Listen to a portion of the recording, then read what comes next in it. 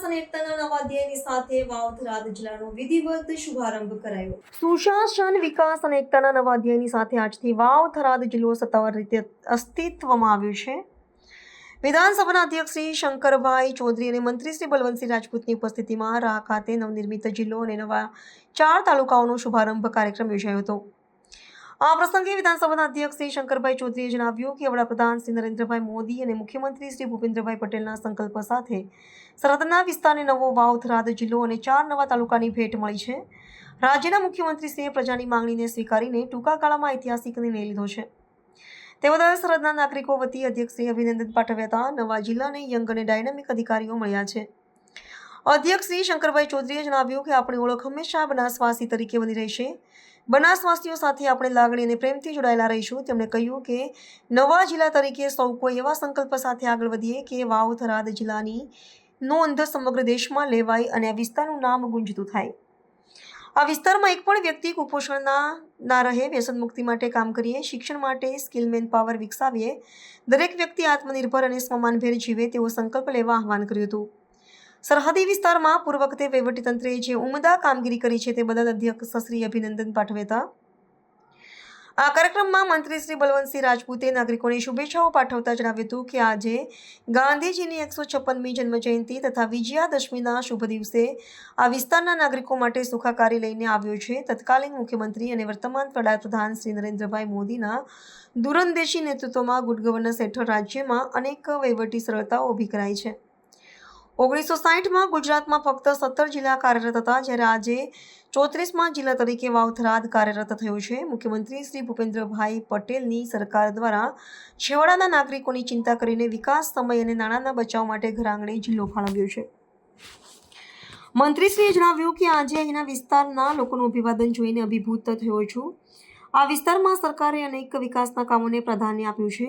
આરોગ્ય, શિક્ષણ, નર્મદાનું પાણી સહિતની સુવિધાઓ સરહદી વિસ્તારને મળી છે। તેમણે વડાપ્રધાન શ્રી નરેન્દ્રભાઈ મોદીના 2047ના વિકસિત ભારતના સ્વપ્નને સાકાર કરવા સૌ કોઈને જોડાવા આહવાન કર્યું હતું। આ પ્રસંગે બનાસકાંઠા જિલ્લા કલેક્ટર શ્રી મીર પટેલે પ્રાસંગિક ઉદ્બોધન કરીને સૌને આવકાર્યા હતા। કાર્યક્રમમાં વાવ ધારાસભ્ય શ્રી સ્વરૂપજી ઠાકોર, પૂર્વ સાંસદ શ્રી પરબતભાઈ પટેલ, બંને જિલ્લાના કલેક્ટર શ્રી મીર પટેલ, શ્રી જે.એસ. પ્રજાપતિ, જિલ્લા વિકાસ અધિકારી શ્રી એમ.જે. દવે, શ્રી કાર્તિક જીવાણી, જિલ્લા પોલીસ અધિક્ષક શ્રી પ્રશાંત સુંબે, શ્રી ચિંતનજી તરિયા, બનાસ બેંકના ચેરમેન શ્રી ડાયાભાઈ પિલિયાતર, સહકારી આગેવાનો અને બહોળી સંખ્યામાં નાગરિકો ઉપસ્થિત રહ્યા હતા। આજનો દિવસ આપણા સૌ માટે એક અદ્ભુત દિવસ છે, એટલા માટે કે આદરણીય પ્રધાનમંત્રી નરેન્દ્રભાઈ મોદી સાહેબ હંમેશા આ ગુજરાતના મુખ્યમંત્રી હતા અને એમ કહી શકાય કે આજે પ્રધાનમંત્રી નરેન્દ્રભાઈ મોદી સાહેબ છે, એમને હંમેશા એક વિચાર્યું છે કે છેવાડાના માનવી સુધી એમ કહેવાય કે શહેરથી સરહદ સુધી દરેક વ્યક્તિને ગુડ ગવર્નર મળે એ પ્રકારની વ્યવસ્થા થાય અને લોકોની સુવિધામાં અનેક પ્રકારની સુવિધા પ્રાપ્ત થાય, વિકાસના કામો થાય, લોકોનો ટાઈમ બચે એ પ્રકારની વ્યવસ્થા આદરણીય પ્રધાનમંત્રી મોદી સાહેબે કરી હતી। મારે કહેવું છે કે 1960ની અંદર માત્ર એમ કહી શકાય કે 17 જિલ્લાઓ હતા, એને ઉમેર્યા 16 જિલ્લાઓ એટલે 33 થયા અને આદરણીય અમારા મુખ્યમંત્રી ભૂપેન્દ્રભાઈ પટેલ સાહેબે જેમને આ 34મો જિલ્લો ઉમેરીને આ વાવ-થરાદ આ તાલુકાઓની માગણી કેટલાય સમયથી આગેવાનોથી માંડીને આદરણીય શંકરભાઈ સાહેબની ટીમ, શંકરભાઈ સાહેબ સખત, મને આજે પણ ખ્યાલ છે કે જ્યારથી જાહેરાત થઈ ત્યારથી અનેક ફેર એમ કહેવાય કે ક્યારે જલ્દીમાં જલ્દી આ પ્રકારનો દિવસ આવે અને એ પ્રકારની વ્યવસ્થા જ્યારે ખરેખર જિલ્લામાં થઈ છે ત્યારે મારે આપ સૌને કહેવું છે કે હંમેશા ભારતીય જનતા પાર્ટીની સરકાર છેવાડાના માનવી સુધી પહોંચે એ પ્રકારની વ્યવસ્થા ગુજરાતના મુખ્યમંત્રીશ્રીએ 17 તાલુકા જોડીને કરી છે। મારે આજે કહેવું છે કે આ પ્રકારની વ્યવસ્થા આજે અમે આવતા હતા, મને ખ્યાલ છે 10 થી 15 જગાએ 200-500 માણસ રોડ ઉપર ઊભા રહીને આદરણીય શંકરભાઈ સાહેબનું અદ્ભુત સ્વાગત કરીને આ ભારતીય જનતા પાર્ટીની સરકારના ખૂબ એમ કહી શકાય કે આશીર્વાદ સાથે સાથે એક અદ્ભુત વ્યવસ્થાનું કામ કર્યું. એ પ્રકારના આશીર્વાદ ઠેઠ અહીં આવ્યા તો સુધી પ્રાપ્ત થયા છે. આ સંકલ્પની ભૂમિ છે. આ ધરતી ઉપર એક સંકલ્પ કર્યો હતો.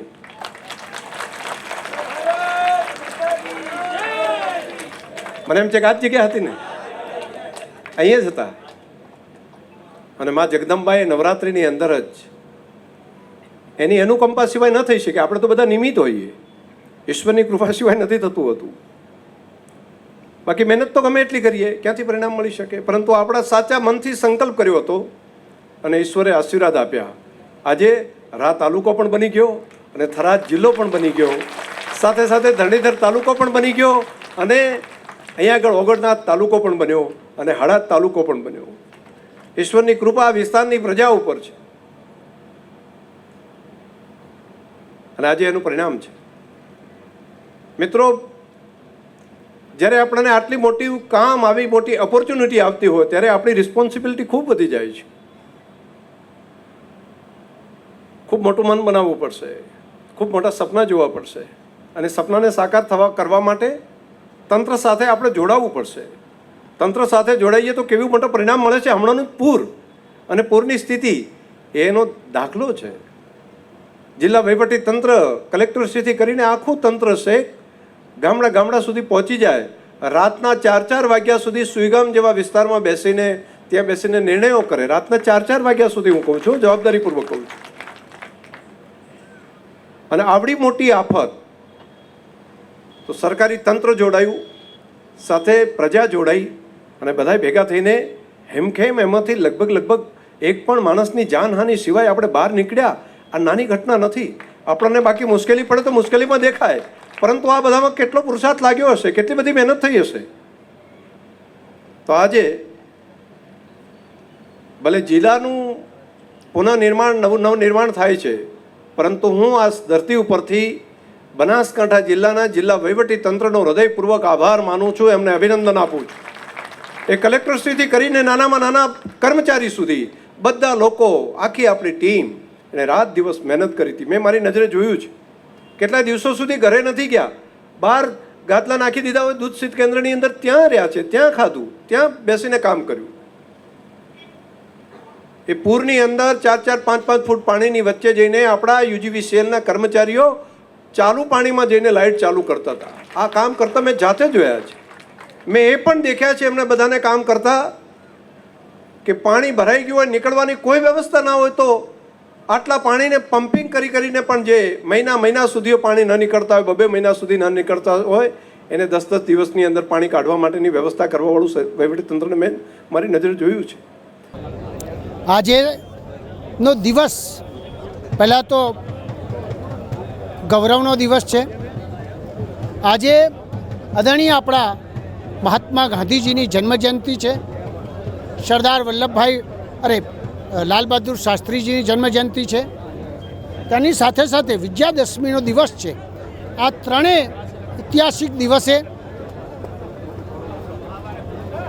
આદરણીય પ્રધાનમંત્રી નરેન્દ્રભાઈ મોદી સાહેબનું સપનું અને ગુજરાતના મુખ્યમંત્રી આદરણીય ભૂપેન્દ્રભાઈ પટેલ સાહેબ એ પ્રકારની વ્યવસ્થા કે શહેરથી સરહદ સુધી દરેક લોકોને ગુડ ગવર્નર મળે એ પ્રકારની વ્યવસ્થા થવી જોઈએ.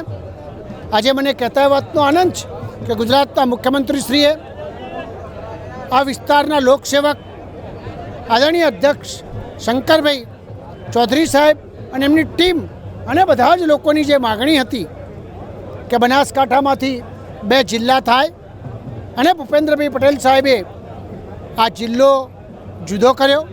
આજે 33ના બદલામાં 34 જિલ્લા થયા, 4 તાલુકાઓ થયા.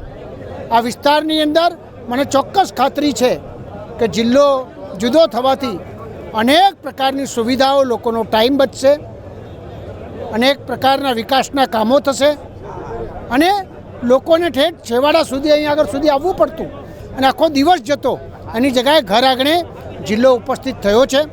હું ખરેખર જે લોકોએ મહેનત કરી છે એમને ખૂબ અભિનંદન આપું છું અને આ બધા જ વતી આદરણીય મુખ્યમંત્રી શ્રી ભૂપેન્દ્ર પટેલ સાહેબને ખૂબ અભિનંદન આપી મારી વાત પૂર્ણ કરું છું. સરહદી વિસ્તારના ભાગ્યોદયનો દિવસ છે આજે, વિજયાદશમીનો દિવસ, અને આજે 20 દિવસ વહેલા દિવાળી આવી હોય આ વિસ્તારમાં તેવો ઉત્સાહ છે.